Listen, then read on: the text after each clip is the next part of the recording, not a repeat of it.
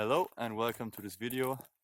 I'm just going for a little walk with this donkey here. His name is Burro, and right now we are heading to a small valley which is only accessible at one point so that I can let him walk freely without a leash. And yeah, I made a decision to, if everything goes well, I made the decision to leave my van here and to continue the trip with him, even though he's a little bit stubborn sometimes. Come on. But yeah, this video is gonna be about the training between the two of us, so enjoy watching.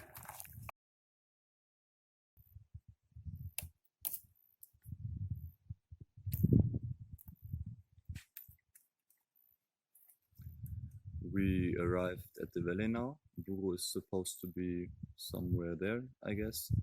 And I want to tell you some things about him now. Because at the moment he still belongs to a family that I'm visiting here. They have some kind of land here. And they have got him from another owner before, who was holding him under very bad conditions, like in a small cage, kind of cage they told me, next to a road, so he was not having much space there, and it was not happy. That's why they took him. And the place where he is now, he's getting more attention and better food and love, but still they don't have so much time to do stuff with him. That's why Burro, like the donkey, is bored most of the time at the moment, because donkeys are very social animals. They need much contact, much movement also. And yeah, this is why I thought it would be a good idea to take him for a trip. Would be nice for everybody, and that's basically what we are planning at the moment. In the beginning, I thought it would be just super easy to just take a donkey and go for a walk with him. But the problem is that the Burro is not really used to humans and never got any kind of education. Oh, there he's coming. Burro! It's been already 7 days since we are working together, so it's getting much better. But yeah, still there is a lot of work to do, and like necessary things if I want to go on a ride or on a walk with him. There's just some things that need to work out. For example, that I can clean his feet, or that I can use a metal brush on his skin, that I can put luggage on him. That's all things that seems kind of impossible for me at the moment, because as soon as I just want to touch his back, in the beginning he was already running away, just because he was not used to it, and maybe even a bit traumatized by humans that he met before. They were punching him or hurting him in some kind.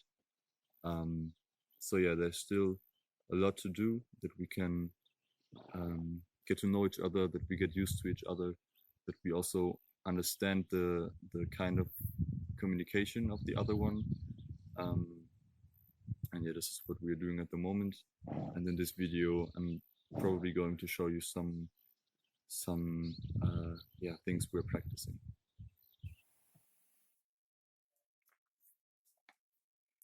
Sadly, I did not do any recordings in the beginning, so this is already footage after about 1 week of training. But yeah, in the beginning we just did basic things that he's getting used to me.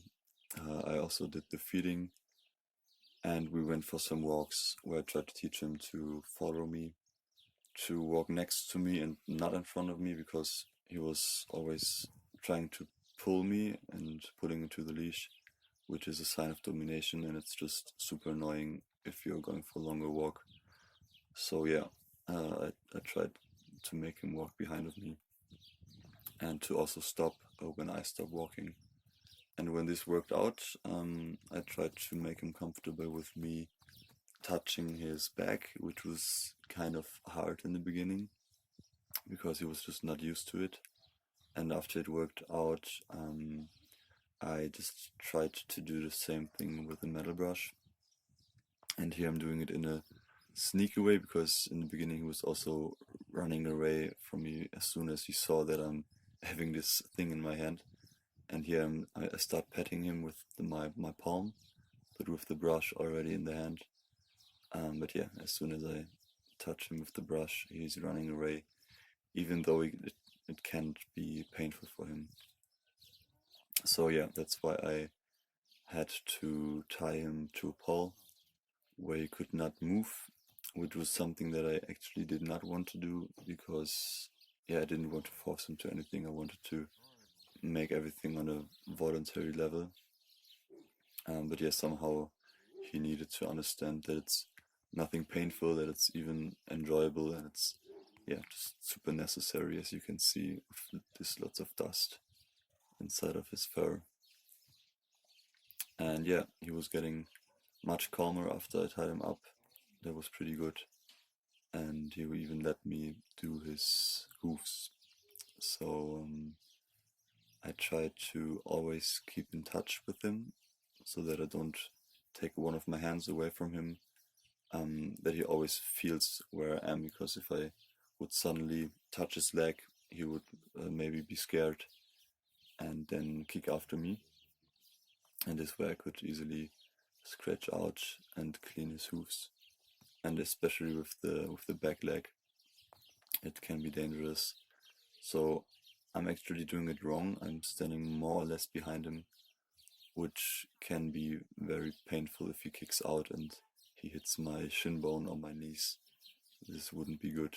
So in the best case, you're standing next to the donkey. And yeah, after this worked out pretty good. A few days later, I could even cut his hair off without him moving too much, which was also kind of necessary because he was still having his winter fur and it was getting summer and much hotter. So yeah, I decided to cut it off.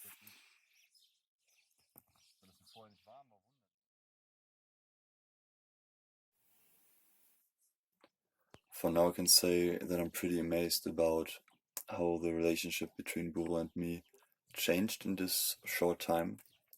When I started to do things with him, I had lots of respect of him because he's a big animal, stronger than me, and he also kicked after me in the beginning. I mean, tried to kick after me, he didn't hit me.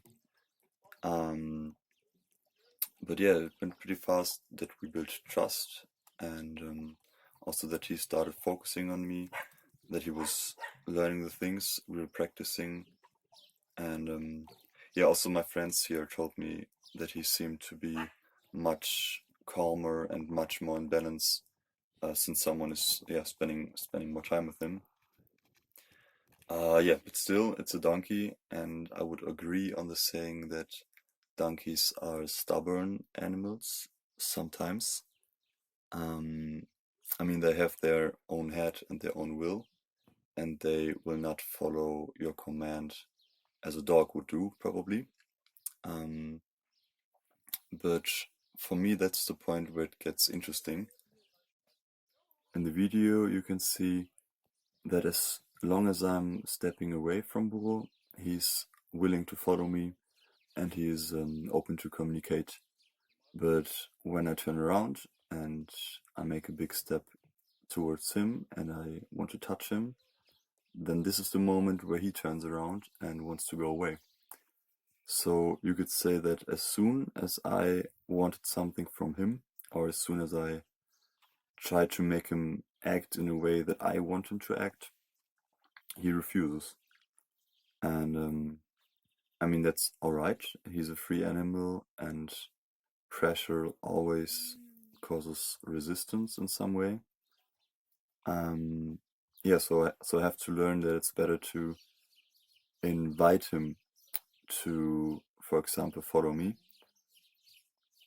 But yeah, when I watch myself getting mad at him for not behaving in the way that I want him to behave, I actually have to admit that it's ridiculous to be angry at an animal. I mean, because it's just being without having any reasons or intentions for its behaving. It's just being. And yeah, that I am actually the fool for having these expectations on him. So it's the best to, when I'm being with him, it was always the best when I cleared my mind to be without any intentions or expectations as well. So as well as Buru. But yeah, that's a very, very hard thing. Probably one of the hardest things to do. But I think you can probably apply it on every situation that you have in your life. So yeah, I'm pretty much looking forward to what this donkey will teach me in the future. We already did a little hiking trail with Overnight Stay to find out how Buro would react to sleeping somewhere else. And yeah, there was no problem, it couldn't have gone better. So I feel very optimistic that we can start soon. The only problem was that the luggage bags were falling down. So yeah, I have to think about a construction, how to build kind of a luggage rack. And yeah, that's what the next video is going to be about. So thank you very much for watching and see you in the next video. Bye bye.